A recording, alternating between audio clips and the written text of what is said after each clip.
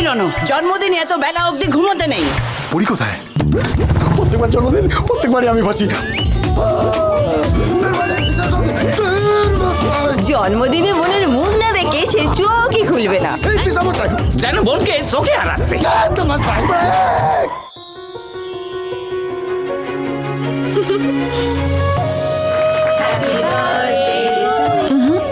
আগে মা বাবা। আমার মা বাবা সবই তো তুই। রণ, পরির বিয়ের পর তোর কি হবে? আদরের বোন 8ই নভেম্বর থেকে প্রতিদিন সন্ধে 6টায় সান বাংলায়।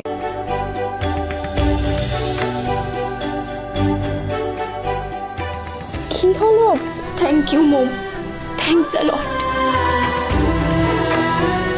তুই আমার পাশে না দাঁড়ালে আমি কিছুই করতে পারতাম না।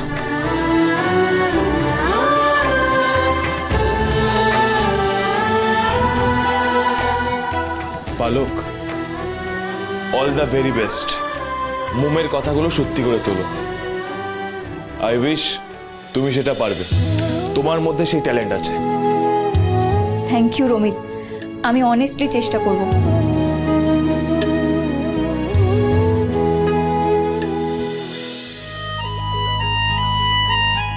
কংগ্রাচুলেশনস পালক।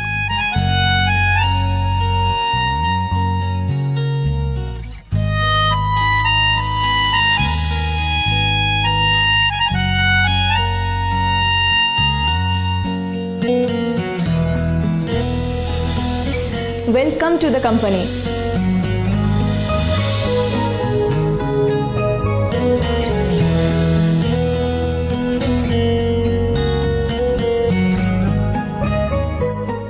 তোমার সব স্বপ্ন যেন পূরণ হয়, সব মেয়েদের কাছে যেন তুমি ইন্সপিরেশন হয়ে থাকো।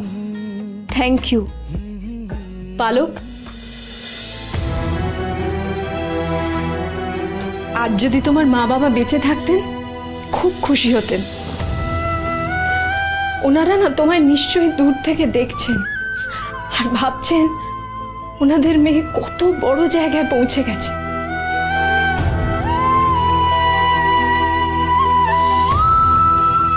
আচ্ছা, ওই ওই চেয়ারটা কার?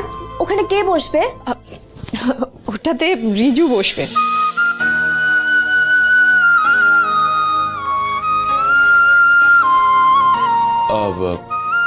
তোর কেবিন তো অন্যদিকে ছিল। ওই কেবিনটা একটু প্রবলেম হচ্ছিল, তাই উনি ঠিক করেছেন এবার থেকে উনি পালকের কেবিনে বসে কাজ করবেন, তাই তো স্যার?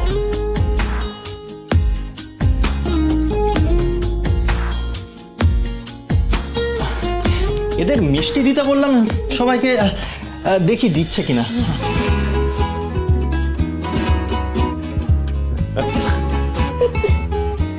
মম, তুই রমিতের কেবিন দেখেছিস?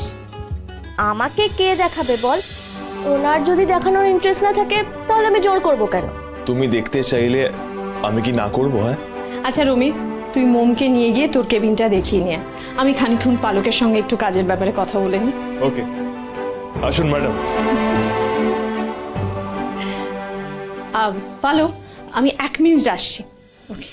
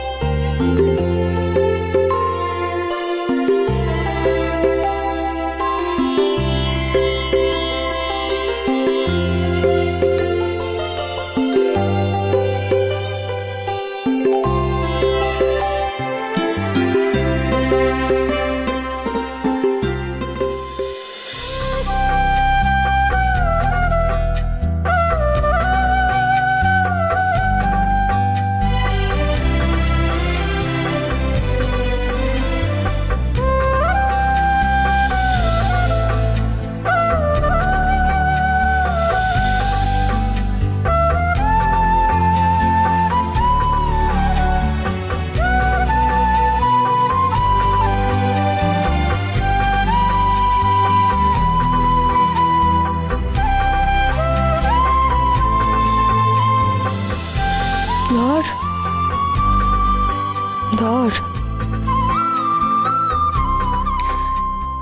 তোর অফিসের টেবিলের ওপর ওটা রেখে কাজ করবি।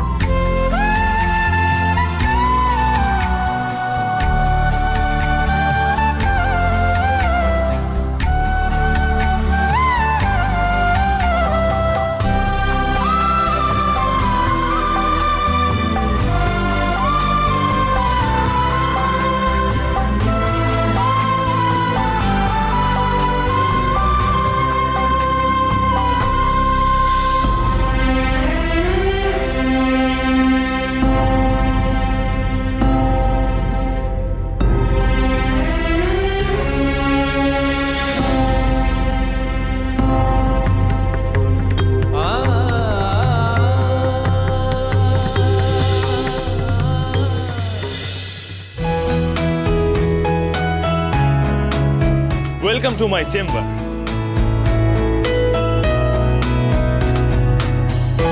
তোমার চেম্বার তোমারই মতো, ডিসেন্ট অ্যান্ড ডিগনিফাইড। আমি ডিসেন্ট, এটা কি আমার চেম্বারে আসার পর তোমার মনে হলো?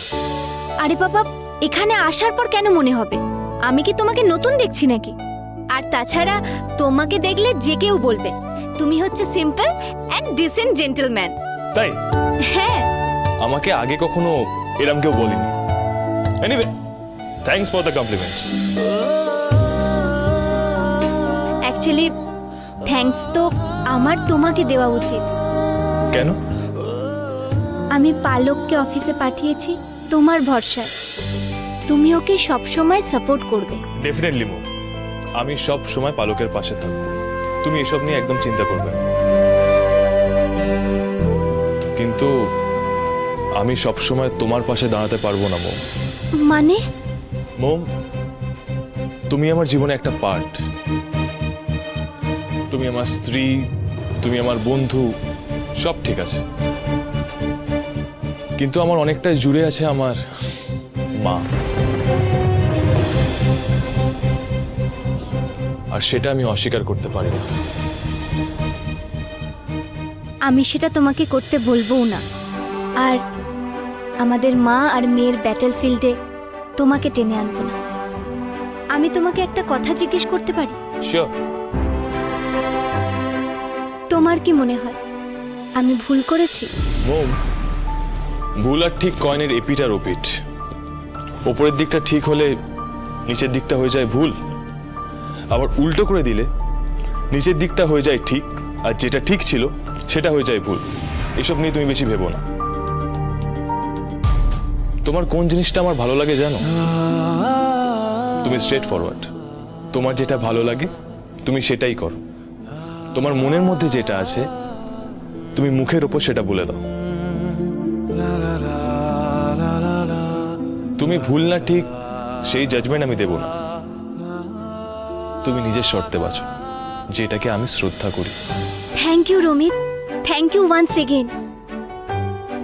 আমার স্বামী হিসেবে, আমার বন্ধু হিসেবে আমার মনে তোমার জন্য একটা আলাদা জায়গা থাকে।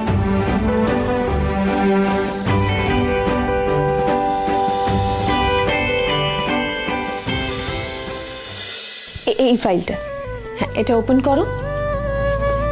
আচ্ছা দেখছো তো, এতে কিন্তু পুরো ডিটেলসটা আছে। এর লিগ্যাল ব্যাপার যা আছে আমি তোমাকে সবটা ক্লিয়ার করে দিয়েছি। আর যদি প্রজেক্টের ব্যাপারে কিছু জানার থাকে তাহলে তুমি সেটা রমিতকে জিজ্ঞেস করে নিও। ঠিক আছে। পালক, আমার একটা কাজ আছে, আমি সেরে এক্ষুনি আসছি।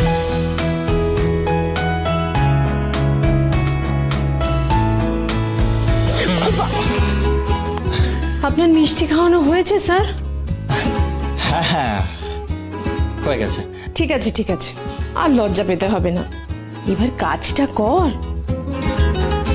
বউ পাশে আছে বলে কাজটা ডকে তুলে দিয়ে ওর দিকে তাকিয়ে বসে থাকিস না। অনেক কষ্টে কিন্তু অফিসে জয়েন করেছে, তুই ঘেঁটে দিস না।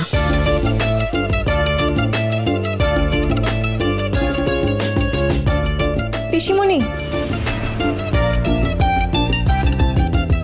কি হয়েছে? আমার খুব ভয় করছে পিসিমণি। আমি এই কাজটা করতে পারবো তো? কেন? তুমি এই কাজটা কেন করতে পারবে না পালক? তুমি এর চেয়ে অনেক বড় প্রজেক্ট হ্যান্ডেল করেছো। আমার অফিসে আসা নিয়ে আজ বাড়িতে বিরাট ঝামেলা হয়েছে। কি হয়েছে পালক? আমাকে অফিসে পাঠাতে মা রাজি হয়েছেন, কিন্তু একটা শর্ত দিয়েছেন।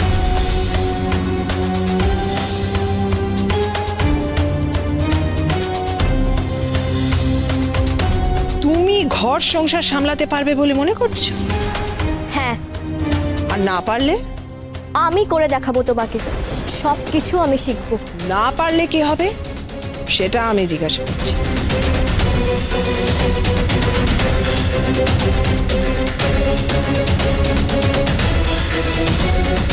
ঠিক আছে, তোমাকে আমি 1 মাস সময় দেব, আর এই 1 মাস তোমাকে পুরো বাড়ির দায়িত্ব নিতে হবে।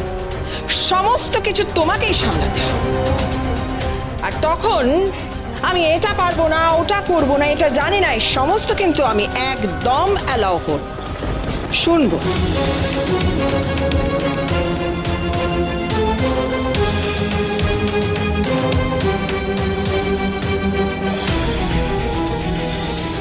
এক মাস পর আমি দেখব তুমি কতটা কাজ পেরেছো। যদি কোনো ভুল হয় তাহলে তোমাকে অফিস যেতে হবে। বলো, রাজি? আমি রাজি।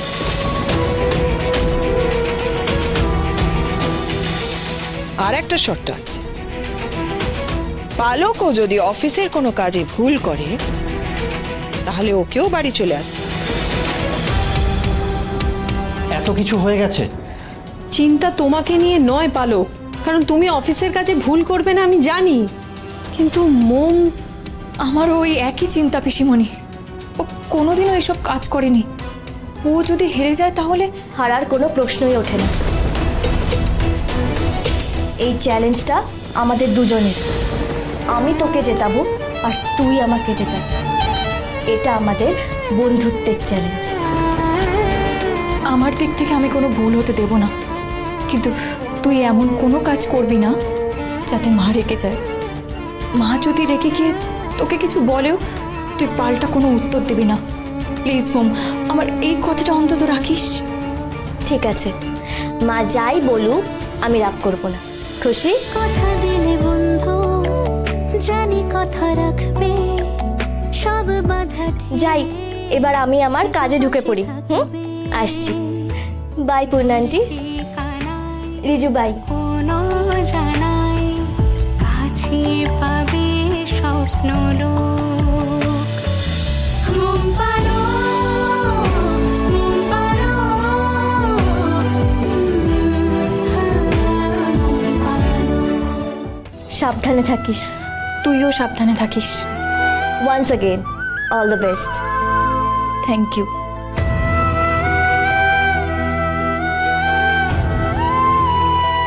টেনশন করো না পালক, তোমরাই জিতবে।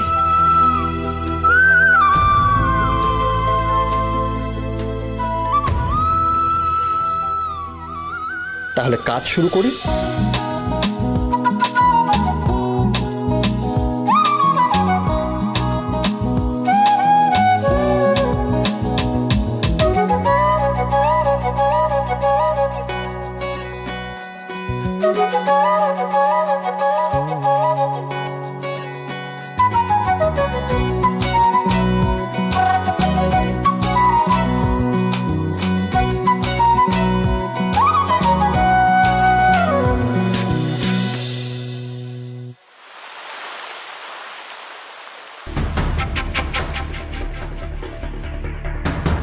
আমি অলরেডি ডিসাইড করে নিয়েছি মোম, তুমি অফিসে যাবে আর পালক বাড়িতে থাকবে।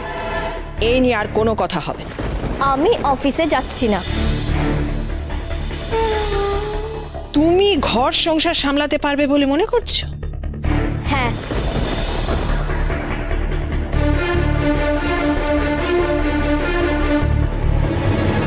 কি ভাবছো দময়ন্তী? কেমন লাগছে? না মানে ওই আলটাগড়ায় যে কাঁটাটা গেঁথে বসে আছে সেটা না পারছো গিলে ফেলতে, না পারছো তুলে ফেলতে, তাই না? এখন কি চাই তোমার? এইটা তোমার খুব খারাপ দোষ জানো তো দময়ন্তী। তোমার সামনে এসে দাঁড়ালেই তুমি ভাবো আমার কিছু না কিছু চাই। কারণ আমি তোমার স্বভাবটা খুব ভালো করেই জানি। এ বাবা, এটা তুমি কাল অব্দি জানতে, কিন্তু দেখো আজ থেকে আমি সম্পূর্ণ পাল্টে গেছি। কি দিয়ে মরেছি হ্যাঁ ওই সম্পত্তির জন্য, তোমাকে ব্ল্যাকমেল পর্যন্ত করেছি দময়ন্তী, তোমাকে টলাতে পারিনি। কিন্তু এখন কিচ্ছু চাই না আমি। তোমারও শান্তি, আমারও শান্তি। এতদিন ওই পেপারসগুলো পাওয়ার জন্য যা নয় তাই করেছি, আজ হঠাৎ কি হলো? অন্য কোনো প্ল্যান আছে নাকি? কি ভাবছো দময়ন্তী? ভাবছো আমি এরকম ভাবে সন্ন্যাস নিয়ে নিলাম কি করে? আমি কিছুই ভাবছি না, কারণ আমি খুব ভালো করেই জানি দুধ কলা দিয়ে যতই সাপ পুষি না কেন, সে আমাকে সবসময় ছোবল মারার জন্য তৈরি থাকবে। কি বললে দময়ন্তী, কি বললে? তোমার ওই মধুর বাণী শুনে অখিলেশ মনে মনে বলছে, এই চুপ, এখন না, দেখো কি বলছে, দেখো আমার মন কি বলছে, দেখো বলছে অখিলেশ তুই এক্ষুনি সাপ হয়ে যা, তোর এত বড় একটা সুযোগ এসছে তোর বউয়ের হাত থেকে দুধ আর কলা খাওয়ার, আর তুই সাপ হয়ে যাচ্ছিস না। এবার থামবে তুমি? কেন জ্বালাতে এসেছো তুমি আমাকে? আহা, জ্বালাতে কোথায় এলাম গো, আমি তো তোমার পোড়া জায়গায় মলম লাগাতে এলাম। তুমি জানতে চাইছিলে না আমার মতলবটা কি? এতদিন দিয়ে সম্পত্তি পাওয়ার জন্য এত কষ্ট করেছি আমি, এখন সে সম্পত্তি পাওয়ার রাস্তা খুব সহজ। সেই রাস্তার নাম পালক। পালকের অফিস জয়েন করাটা আমার কাছে আশীর্বাদ হয়ে গেছে দময়ন্তী। আমার বউ হয়ে তুমি যেটা আমার হাতে তুলে দাওনি, আমার বৌমা আমার হাত একেবারে ভরিয়ে দেবে। অবাক হলে দময়ন্তী, কাকে দিয়ে কখন কি কাজ করাতে হয় আমি খুব ভালো করে জানি। বউ আমায় খালি হাতে ফিরিয়েছে, তবে বৌমা আমাকে একেবারে উপচে দেবে। লজ্জা করে না তোমার? একটা মেয়েকে সামনে রেখে তুমি তোমার নিজের কাজ হাসিল করার চেষ্টা করছো। ও তো আমার সবুজ ঘুঁটি গো, ওই আমায় জেতাবে। একটা যদি ছক্কা ফেলতে পারি না, একেবারে সম্পত্তি সমর্পণ। এক মাস, ঠিক এক মাসের মধ্যে পালককে আমি অফিস থেকে সরিয়ে দেব। তখন দেখবো তোমার এই মুখের হাসিটা কোথায় থাকে। মা,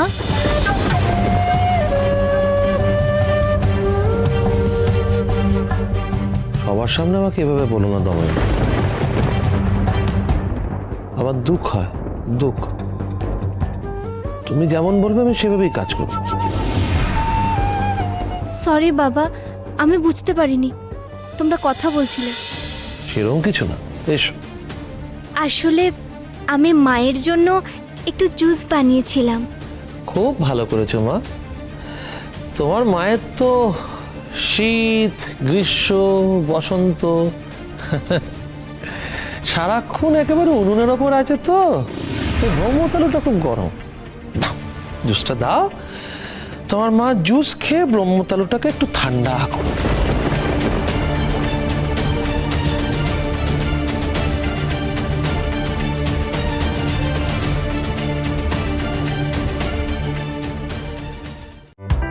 অফারটি শুধুমাত্র ভারত ও বাংলাদেশের দর্শকদের জন্য প্রযোজ্য।